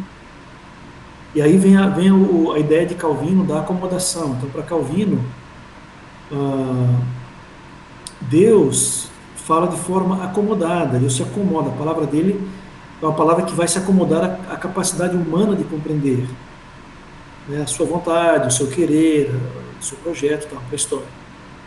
E quando ele escreve para aquela cultura, para homens daquela época, ele vai se acomodar naquele ambiente. Então ele não vai escrever, né, ou ele não vai ajudar a produzir, influenciar a produção de um texto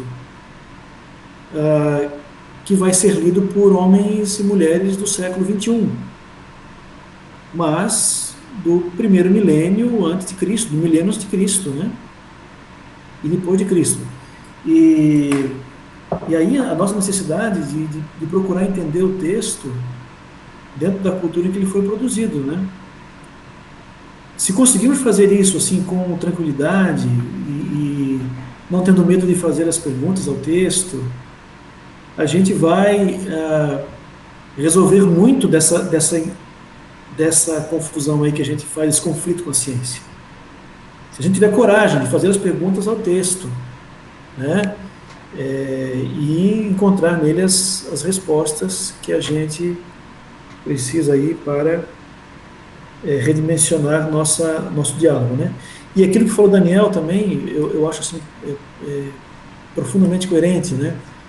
Não é o fato de você ler a Bíblia de uma forma diferente que vai te tirar, por exemplo, da necessidade de orar, dos elementos fundamentais da fé cristã, ressurreição, salvação, segunda vinda de Cristo, né? Eu acho que o que vai nos ajudar mesmo, uma leitura mais coerente, né, e cultural da Bíblia, vai nos ajudar no diálogo com a ciência. Eu acho que esse é o grande benefício. Tá? O grande benefício. Né? E eu, infelizmente, lido com essa angústia dentro de mim e sem saber quando eu vou tratar isso com a igreja, né? Porque é muito complicado, né? Você dizer, olha, Gênesis pode ser lido de uma outra forma. Gênesis não precisa ser um texto histórico do jeito que nós entendemos história hoje, né? Do jeito que entendemos a ciência história, certo? É difícil, né, você mexer com esses dogmas, né? Mas, enfim, esse eu acho que é o desafio aí, né? Marlon, gostaria de talvez tecer um comentário final, por favor? Sim, gostaria. Eu acho que, em primeiro lugar, tenho que revelar que eu sou agostiniano, então as observações que eu vou fazer de agora para frente, elas estão aí não só nas lentes transitions, né, utilizadas por Agostinho, mas completamente viscerais como eles utilizou. Bom, primeiro ponto é que eu acredito que nós somos mais viscerais que racionais, e isso já me livra de um racionalismo. O fato de eu saber alguma coisa não naturalmente me conduz a praticar aquela coisa que eu sei, né? Então, eu acho que, trazendo até um pouco do Jonathan Edwards a respeito das afeições religiosas, eu penso que nós estamos nos movimentando o tempo inteiro, né, nessa dinâmica da vida por conta das nossas afeições, né? Não anula a questão racional, mas entendo que a questão racional foi afetada. E aí é interessante que foi colocado, né, sobre tentar olhar o texto como texto bíblico, primeiramente, né, trazendo até uma referência ao John Piper, além das escrituras sobrenaturalmente, que eu acho que falta um pouco disso, Eu penso que às vezes a gente quer colocar as escrituras como se colocássemos numa mesa de cirurgia e tentássemos dissecá-la de modo frio, mas a palavra de Deus precisa ser lida como palavra de Deus, né? Com temor e tudo mais. O ponto é o seguinte, eu acredito que é muito difícil você abrir as escrituras e ter uma visão para além da sua própria cosmovisão. Eu penso que cada pessoa que está interpretando as escrituras, se utilizando, né, das escrituras para fazer uma boa exegese, né, utilizando de uma boa hermenêutica, ele de fato já está influenciado, sabendo ou não, pela sua cosmovisão. O interessante é que quando, por exemplo, o Tertuliano olhava para a questão da imagem do homem, né, Deus fazendo o homem a sua imagem e semelhança, ele entendia que a imagem do homem pós-pecado não foi totalmente destruída, mas ela seria resgatada por conta da ação de Deus. Mesma coisa Orígenes. Orígenes, quando olha para esse termo, ele tenta até incrementar, no sentido de que a imagem se referia ao homem sendo criado por Deus, como ele é, e a semelhança foi perdida e seria recuperada, né? Bom, o Lactânio, no século III, quando ele olha para esse mesmo texto, ele já acredita que havia uma influência ali pelo homem ser feito em imagem de Deus e de alguma forma ele ser semelhante aos demais homens. Ele acreditava que isso já era um leque se abrindo para a questão da política ser aproveitada, né, de como o direito do outro deveria ser respeitado e tudo mais, deveres e direitos. Então, eu penso que quando a gente olha para as escrituras, a gente tem que ter em mente, eu gosto muito de utilizar eu vou tentar concluir, utilizar muito a questão do filme Interestelar. Para mim, o filme Interestelar é um exemplo fantástico para a gente utilizar de quando Deus, né, tenta se utilizar de uma linguagem. Vamos imaginar que Deus é um Deus um ser de inúmeras dimensões. Ele está se comunicando com seres tridimensionais ou quadridimensionais, se quiser considerar o tempo como uma dimensão que nós somos. E existe uma coisa, né, da questão da limitação da linguagem. Então, quando Deus, né, se manifesta e ele tenta se comunicar com o ser humano, ele precisa descer um nível e se comunicar, como o pastor bem colocou, com o ser humano daquele presente momento, utilizando aquela cosmovisão. Algumas pessoas tendem a acreditar que Deus é amoral. Eu não vou entrar nisso, mas é um tema interessante. E aí, quando a gente olha para a Escritura e vê uma leitura de John Walton, por exemplo, a respeito do Gênesis, meu amigo, é assustador. O cara que está acostumado a ler Gênesis ali, não, Deus falou e é isso aí. Então, quando ele pega John Walton ali, eu mesmo me emocionei. Quando eu peguei John Walton ali, eu comecei, eu falei, meu irmão, esse cara aqui precisa colocar alguém, botar a mão na cabeça dele, para orar para esse homem aí. Mas eu entendo que sim, né, independente de como Deus tenha criado o mundo, ele criou. Independente se foram por processos evolutivos, né, o teísta evolucionário ou não, Deus que conduziu todos os processos. Então eu estou muito apegado a isso, no sentido de que ainda não me defini design inteligente, eu não defini ainda a minha visão a respeito, e não acho que isso seja um demérito, né? Porém, eu penso que independente da forma que as coisas aconteceram, Deus continua sendo todo-poderoso, Deus continua sendo grandioso, Deus continua sendo, inclusive, belo, né? Gosto muito de quando foi citado Calbart, né, que ele tem uma coisa que eu concordo muito com ele, que algumas pessoas acreditam que pela teologia natural, me desculpe se está me estendendo, mas esse assunto é muito gostoso, quando a gente fala da questão da teologia natural, de observar a natureza e de alguma forma o ser humano ser inclinado a entender que Deus existe, eu gosto de concordar com o Calbart que o ser humano só consegue entender que Deus existe olhando para a natureza porque Deus assim o revelou. E aí eu entro de novo, novamente, naquela questão do Interestelar, que eu aconselho, quem não assistiu, por favor, assista, aí como dever de casa. Muito obrigado pela oportunidade de estar aí com vocês, por ter deixado o link lá no grupo. Eu só aprendi com vocês e eu fico emocionado. Bom dia, eu sou agostiniano de coração.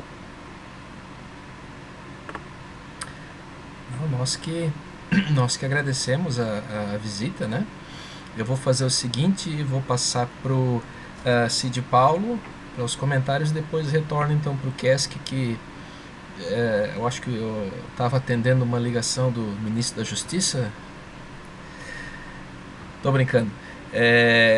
Falar o Cid Paulo e depois o Kesk, então. Vamos lá.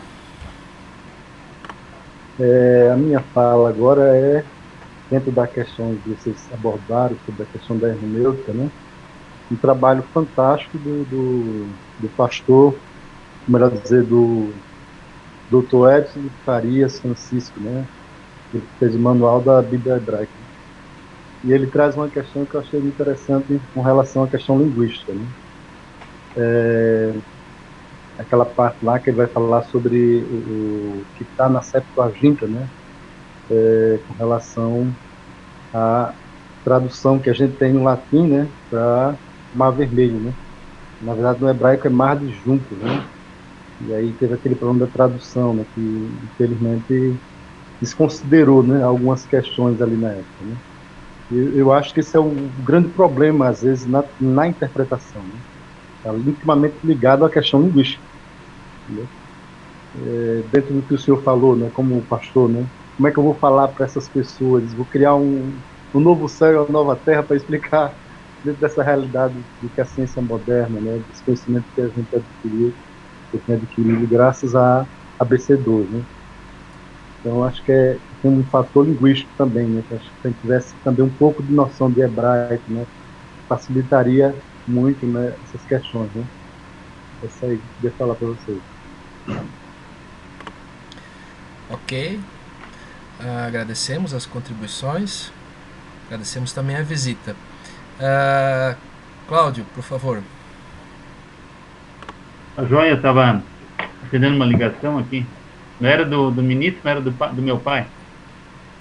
Então, eu estava agora refletindo, digamos, para finalizar.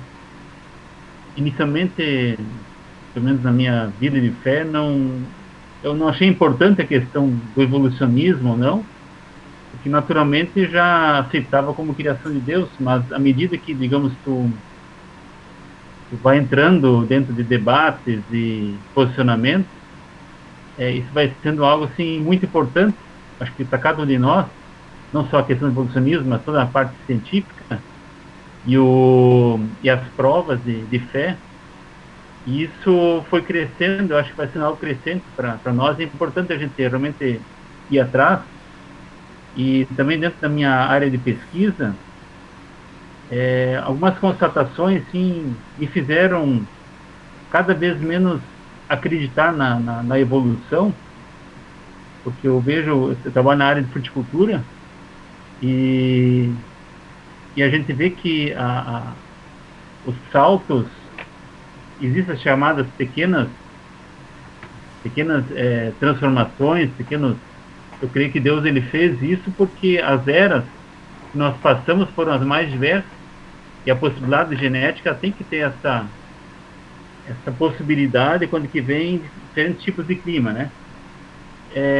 E outra coisa também que eu sempre achei bem interessante, vendo na parte científica, é que uma mutação, ela não é só para um sentido, a mutação ela volta, né? Interessante. Por exemplo, em uva, trabalho com fruticultura. A uva rosada, que veio da uva branca, volta e meia se acha novamente galhos de uva branca no meio da uva rosada. Mesma coisa, por exemplo, fruticultura nectarina. Nectarina é uma mutação do pêssego. Volta e meia se acha novamente em pés de nectarina ramos com pêssego. Então é bem interessante, algumas coisas a gente tem que ver a partir da base científica, novamente repensar e ver que existem algumas argumentações, mesmo macro. Eu realmente achei muito interessante, muito importante também ter participação de cada um de vocês. Acho que a gente pode, cada um de nós, crescer em conjunto. Eu até agradeço ao Corona, né, esse isolamento, porque senão a gente não teria tempo, a gente está naquela correria de ler nas primeiras vezes que eu li realmente o texto, né, fiz várias anotações, e a gente também tirou tempo para conversar com pessoas de outros lugares. agradeço a oportunidade também, pelos irmãos aí que, também pela paciência, né? Cada um de nós, às vezes, tem opiniões um pouco diferentes, mas elas devem convergir para esse Jesus que transforma e que mudou certamente a vida de cada um de nós. Então, agradeço pela oportunidade e desejo tudo de bom e que cada um de nós se cuide, né? Para não pegar a maldita, como diz outro. Ok, então, isso que o Cláudio coloca é importante, né? Porque a gente lembra que, encaminhando agora já para o final, Thomas Kuhn e a estrutura das revoluções científicas, né, já deixou isso, acho que foi o Kuhn, né? Também o darwinismo, dito de uma forma, pode se tornar um paradigma opressor também, né? A gente que de todos os lados tem que ter essa abertura. Talvez o livro que o Marlon falou seja talvez esse aqui, tá? Chama-se, do John Walton, O Mundo Perdido de Adão e Eva. Foi já a base também daquilo que o Jô depois trouxe a gente. Eu tenho as gravações em áudio daqueles encontros em que o Gonino falou sobre alguns mitos que a gente nutre, alguns equívocos que a gente tem em relação a Darwin, e também depois a abordagem um pouco mais teológica de Gênesis. Eu não mexi ainda nesses áudios, até foi salvo pelo celular, eu não sei como é que ficou, tá? Tendo como, eu também acho que tem os slides, em algum momento, quem sabe eu faço uma postagem. Eu vou abrir para a gente extrapolou um pouquinho o horário, mas talvez alguém tenha ainda uma inquietaçãozinha de querer comentar assim mais alguma coisa. Eu peço apenas que abra o microfone e fale, então, de forma breve. Não? Ok, Rapidinho, Daniel, só gostaria de dizer que quando a gente pensa em diálogo, né, eu acho que a gente tem que pensar na autonomia de cada área, né, e até, por que não, uma certa tensão quando a teologia vai debater com algumas áreas da ciência, né. Eu falo isso porque eu estou lendo um livro, eu já mostrei para vocês, eu acho, que é a respeito de um filósofo que era ateu, e ele foi até uma boa parte, o Anthony Flew, ele foi até uma boa parte da vida dele construindo ideias para negar a existência de Deus. Aí chegou um momento que ele pensou, a partir dos mesmos métodos filosóficos, a possibilidade de Deus existir, e aí começou a escrever livros para defender a existência de Deus, né? E aí uma das coisas que ele vai colocar em relação ao origem da vida é: como que pode a matéria ser transformada em vida, né? ou se transformar, né, em vida? Como é que pode? Como é que pode isso? E ele defende a ideia, então, de uma ação criativa, de uma inteligência criativa, né? E por que eu digo isso, essa coisa do diálogo, né? Porque, veja, foi porque existiu um conflito entre ciência e religião que esse cara mudou. Foi porque existiu uma certa tensão entre ciência e religião que ele começou a pensar de forma diferente, né? Então, quando a gente pensa em diálogo, jamais podemos pensar em um absorver o outro e não haver mais diferença, né? Eu acho que o diálogo acontece justamente a partir da autonomia de cada área. E aí sim, né, a religião ajudou muito esse cara aqui. A percepção religiosa de um criador, de uma mente inteligente, ajudou muito um filósofo, né? E acho que a partir daí a gente pode desenvolver diálogos muito interessantes, a partir dessa premissa aí. Ok, gente. Será que, para encerrar, eu poderia pedir ao Cláudio Kesk que nos desse uma breve palavra de oração? Pode ser? Pode ser. Pode. Senhor Deus, queremos também, dentro da tua grandiosidade, dar-te honra, glórias e louvores, mediante Jesus Cristo, nosso Senhor e Salvador. que possa estar abençoando a cada um de nós agora nesse momento. Possa estar também com nossas famílias, nossos familiares, guardando-nos também nesse momento para alguns de reclusão. Possa também usar-nos para essa grande obra que tu tens também para cada um de nós. Não é por acaso que estamos aqui, sabemos que tu tens um propósito e nos colocamos ao teu dispor, Senhor. Use a cada um de nós também dentro das nossas limitações. Abençoe cada um que está aqui, abençoe suas famílias e mostre-nos, Senhor Deus, a tua verdade através da tua palavra, através do teu Santo Espírito, e possamos realmente ser sal e luz nesse mundo tão insípido, Senhor, tão escuro, que necessita da nossa presença, Senhor. Nós vemos quão importante é essa possibilidade que tem nos colocado. Damos-te honra e glórias e louvores assim. Amém. Amém.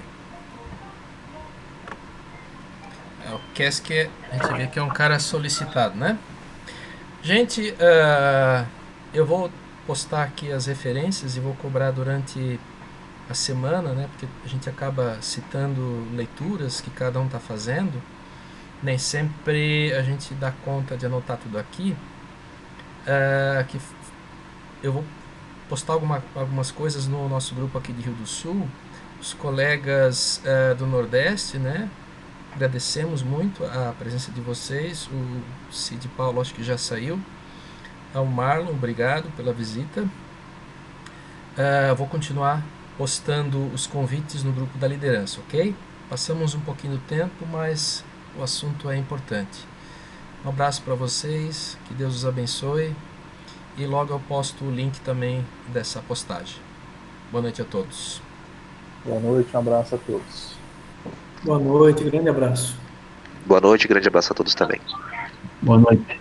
Muitas bênçãos para todos.